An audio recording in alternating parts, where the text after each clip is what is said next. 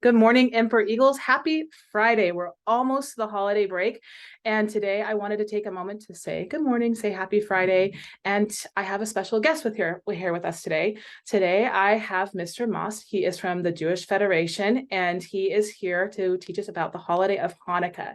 You're going to see a few things that may be different to your cultures and your traditions, and some things that may be the same. So I want you to listen and learn from what he has to share with us. He's going to read us a book and share some artifacts with us.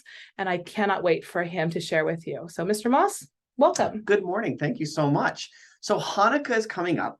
And what's interesting about Hanukkah, it is the Jewish holiday in December, sometimes in November. Judaism is based on the moon.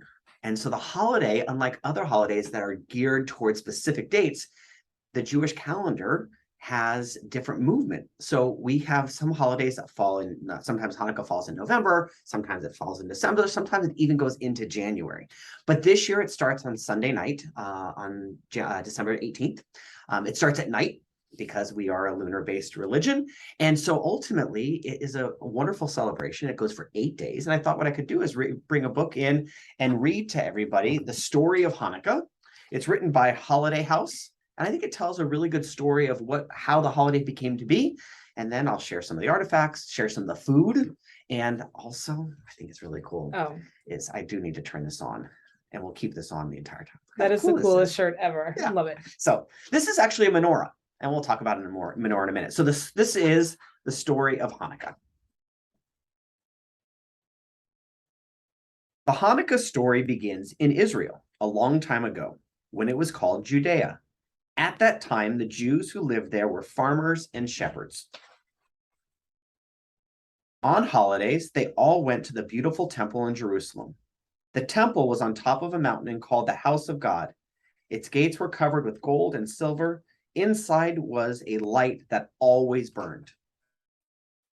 For a long time, the Jews lived in peace, although they did not rule their land. Then a Greek, Antiochus IV, became king.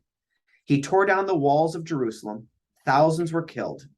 Anyone who lit the Sabbath candles, studied Jewish law, or refused to bow to Greek idols was put to death. The king's men came to the town of Modi'in. They demanded that their old priest, Mattathias, worship one of their gods. He refused. He threw down the idol and called out, "Whoever is with me, follow me." Mattathias ran to the hills. His 5 sons and many other Jews followed him. Antiochus's army chased after him, but when the soldiers came near, the brave Jews hiding behind large rocks and inside caves attacked. They ran back to the hills and hid. Mattathias and his followers were farmers and shepherds, but they fought like trained soldiers.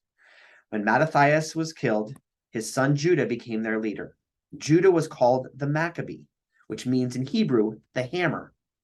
The people who fought with him were called Maccabees.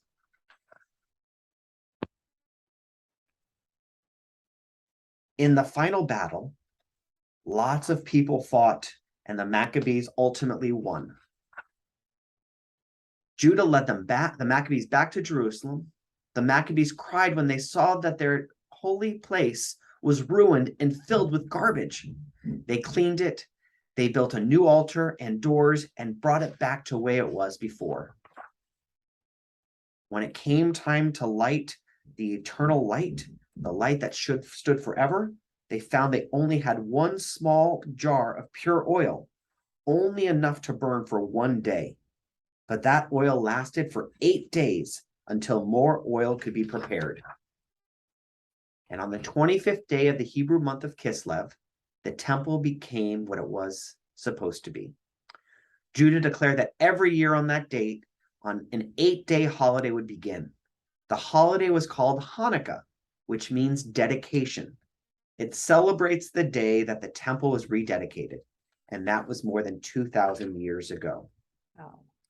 Today, all over the world, Jews celebrate Hanukkah by lighting candles, singing Hanukkah songs, and eating latkes and sufganiyot. I'll show you both those in a minute.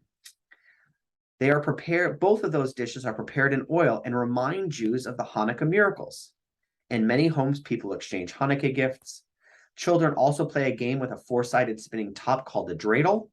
On each side of the dreidel is a different Hebrew letter, that the first letter of the Hebrew sentence, Nes Gadol Haya Sham, a great miracle happened there. Hanukkah celebrates one of the first fights of religious freedom. Wow. Thank you for sharing that with Yeah. us. It's amazing. So here is let's start with this. So you have this menorah that's really flashy. I'm going to turn it off. It's distracting to me. But this is a menorah. Oh, wait. This is one I really like too. Oh, that's kind of fabulous. Yes. We love that. So ultimately, it doesn't matter what it looks like. It matters that there are actually 8 spots for the candle. And you'll notice this one in the middle and the one here. This candle is the one that we use to light each night. And on each night of Hanukkah, the families gather together and they'll add one more candle. So that on the first day, there's one candle and one candle here. This candle will light that one. And then 2 each subsequent day.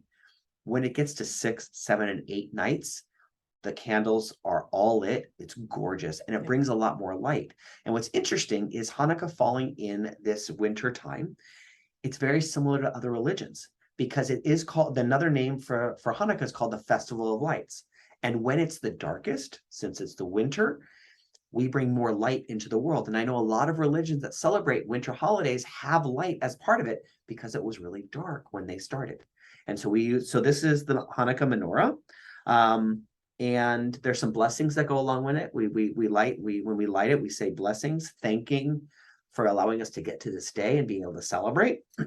And in some cultures, we call them blessings. Sometimes we call it prayers. Sometimes people meditate. They have silence. So you guys will hear the same things that you might do at your home with different words. And in their house, they will call it blessings on the candles. What kind of food do you guys eat? So there's 2 main foods. Both are cooked in oil. So we have right here, I'm going to try to do this really well. Oop, there we go. We'll do it this way. This is a latke. It is shredded potatoes, onions, some spices, and then it's fried in oil. Now, some people like to put sour cream on it. Some people like to put applesauce on it. What do you like? Sour cream and a little bit of sugar. Mr. Dell loves these, by the way. And there is a lot of people they argue whether you put sour cream on or applesauce. Either way, they're really delicious. Yeah. And then this is one of my favorite things. This is a sufganiyot or sufganiya for one of them. It is a jelly donut. Nobody really knows why. But there's a story that basically in the 1500s in Eastern Europe, this became a delicacy. And so it was an opportunity to celebrate, add one more layer. Both are fried in oil. It's filled with jelly, so a little bit more decadent. And it's very common for people to have more than one of these during the entire Hanukkah season. Awesome. So, yeah. Now, let me ask you a question, Mr. Yep. Moss. Do you like it when people ask you questions about your holiday and your religion and your traditions? I love it. It's one of my favorite things to do. And one of the things interesting before you ask the question is Hanukkah kind of has raised its status compared to other Jewish holidays because of its closeness to other winter holidays like Christmas. But it really is actually not that major of one. It's actually one that we celebrate. It's part of our tradition, but ultimately there are more holy ones.